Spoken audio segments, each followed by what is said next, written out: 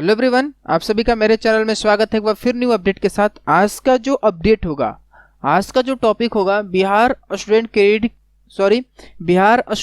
Card से related होगा, जिसे हम लोग शॉर्ट में बोलते हैं डीआरसीसी। ठीक है, बहुत सारे स्टूडेंट ऐसे हैं जो हायर एजुकेशन के लिए लोन सैंक्शन कराते हैं, लोन लेते हैं। ठीक है, और जब वो लोन लेते हैं तो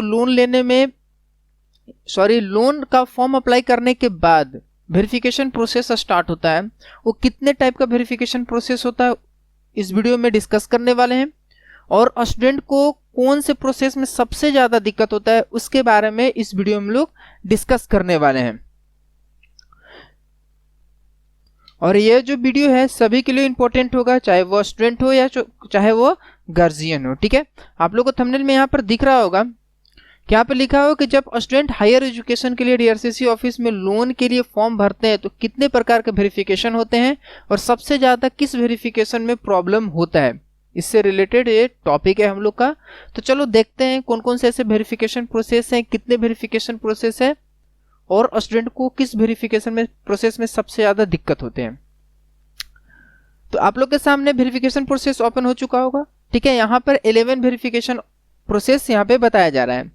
जब हम लोग डीआरसीसी ऑफिस में जाते हैं, फॉर्म को अप्लाई करते हैं, तो सबसे पहला वेरिफिकेशन प्रोसेस होता है approval bye MPa, recommended by approval bye MPa. क्योंकि जब स्टूडेंट फॉर्म अप्लाई कर देता है उसके बाद अपना स्टेटस चेक करना नहीं जानता हो या चेक नहीं किया हो, उन लोग को ये जो स्टेटस है बहुत रेयर केस में देखने को मिलता होगा, क्योंकि इसका जो प्रोसेस होता है अप्रूवल बाय एमपीए डीआरसीसी का ही प्रोसेस है, डीआरसीसी से प्रोसेस किया जाता है। इसलिए ये जो प्रोसेस है आसानी से सबका हो जाता है, इसमें कोई प्रॉब्लम नहीं होता है। ठीक है, जब भी यहाँ से अप्रूवल बाय एमपीए हो जाता है वो pending from the TPA by M, ठीक है, ये यहाँ पे आ जाता है, ये प्रॉब्लम करता है क्योंकि यहाँ पर थर्ड पार्टी वेरिफिकेशन होता है। जब डीआरसीसी भेज देता है पटना, ये जाता है पटना जो टीपीबी वेरिफिकेशन ऑफिस है वहाँ पे जाता है, वहाँ पे ये प्रोसेस होता है, वहाँ पे थर्ड पार्टी वेरिफिकेशन होता है। ठीक है, और जब ये थर्ड पार्टी वेरिफिकेशन आपका हो जाता है तो आपका जो थर्ड जो वेरिफिकेशन प्रोसेस होगा अप्रूवल बाय टीपीए, जब यहाँ से अप्रूव हो जाएगा सेकंड से, तो थर्ड में वो अप्रूवल बाय टीपीए आपका स्टेटस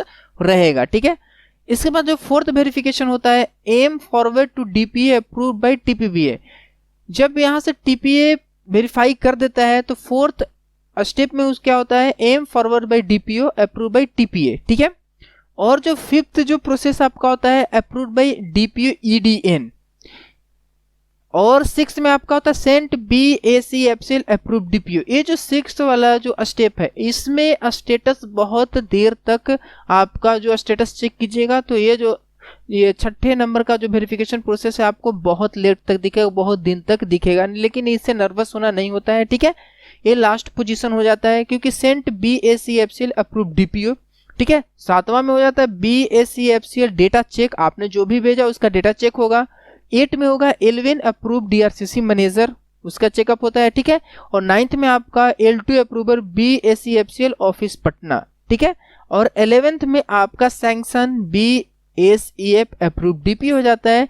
जब आपका सैंक्शन बीएसी अप्रूव डीपी हो जाता है तो आपका फिर ऑफर लेटर आपको मिलता है। ऑफर लेटर कहने का मतलब है आपके मेल पे एक सैंक्शन लेटर आता है जो आपका एग्रीमेंट का प्रोसेस होने लगता है। ठीक है, ये तो हुआ कि जिसमें आपका बहुत रेयर केस में प्रॉब्लम होता है, यानी प्रॉब्लम जल्द नहीं हो पाता है। ठीक है, यहाँ पे आपका जो वेरिफिकेशन प्रोसेस स्टॉप हो सकता है, यानी आपको स्टेटस चेक कर रहे होंगे तो ज़्यादा दिन तक आपको स्टेटस दिखेगा, लेकिन यहाँ पे प्रॉब्लम नहीं होता है।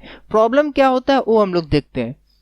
यहाँ पे आप देख सकते हैं प्रॉब्लम वेरिफिकेशन प्रोसेस, आपको जो रिटर्न बीएसीएफसीए अप्रूव डीपीओ हो रहा है ये सबसे बड़ा प्रॉब्लम है, क्योंकि जब हम फॉर्म अप्लाई करते हैं मेरे वेरिफिकेशन प्रोसेस में, डॉक्यूमेंट में या बैंक डिटेल में जो भी अगर प्रॉब्लम हो रहा होगा, ठीक है, वो प्रॉब्लम को देखा जाता है और फिर उसको डीआरसीसी असिस्टेंट मैनेजर के पास वो सेंड कर दिया जाता है सुधार के लिए। ठीक है, और सेकंड में क्या होता है रिटर्न बीएसीएफसी पेंडिंग एट डीपीओ।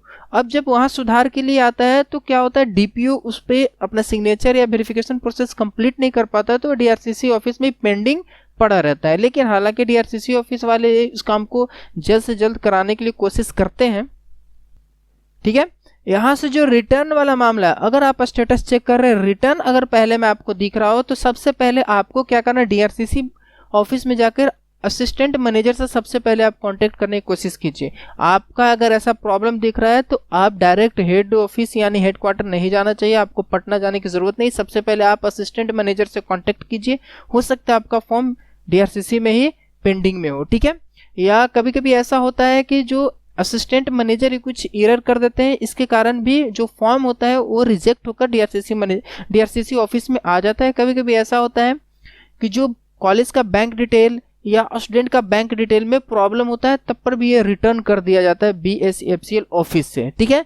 तो अगर इस तरह का आपका पॉसिबिलिटी बनता है तो आप इसे जरूर सुधार करवाइएगा। और इस तरह का अगर आपका पॉसिबिलिटी बनता है तो आपको नर्वस नहीं होना है, एक प्रोसेस है, इसमें कोई प्रॉब्लम नहीं होता है, ठीक है। तो ये था आज का वीडियो वेरिफिकेशन प्रोसेस से रिलेटेड। इसमें जितने भी प्रोसेस है मैं एक एक करके सब पे एक वीडियो, कंप्लीट वीडियो एक बनाऊंगा, जिसमें बताऊंगा कि हर एक वेरिफिकेशन प्रोसेस का मतलब क्या होता है, इसके बाद का प्रोसेस क्या होता है, ठीक है। इसको सुधारने में अगर हो भी जाता है लेट, आपका स्टेटस बहुत दिन से दिख भी रहा है, तो उसको कैसे हम लोग सॉर्ट आउट कर सकते हैं, सुधार सकते हैं, वो आपको नेक्स्ट वीडियो में हर एक वेरिफिकेशन प्रोसेस पर मैं एक वीडियो बनाऊंगा, तो आप लोग को मालूम हो जाएगा। तो आज का वीडियो मैं यहीं तक रखता हूँ, आज का वीडियो कंप्लीट हुआ, फिर मिलेंगे नेक्स्ट वीडियो में। थैंक यू, धन्यवाद।